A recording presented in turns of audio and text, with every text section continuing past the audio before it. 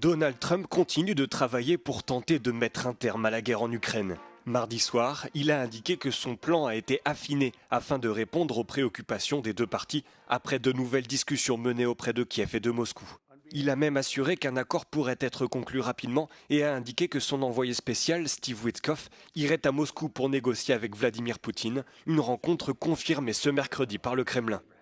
Dans le même temps, le secrétaire d'État à l'armée se rendra à Kiev pour mener des discussions avec les responsables ukrainiens. We started with Russia. We're having some talks with Russia. Ukraine is doing well. I think they're pretty happy about it. They'd like to see it end.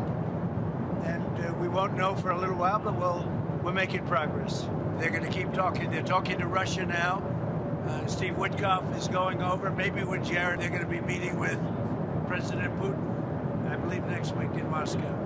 Dans sa forme initiale, le plan en 28 points élaboré par Donald Trump favorisait fortement la Russie, exigeant de l'Ukraine qu'elle cède une grande quantité de son territoire, qui comprenait la totalité de la région orientale du Donbass, dont la majeure partie est actuellement contrôlée par la Russie.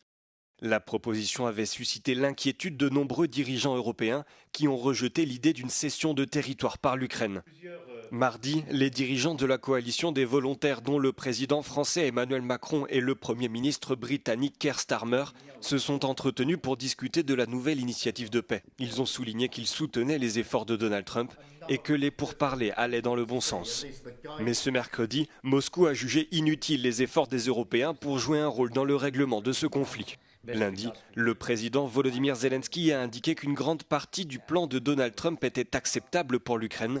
Il a toutefois indiqué qu'il souhaitait rencontrer son homologue états-unien dès que possible afin de régler les derniers détails d'un cadre de paix.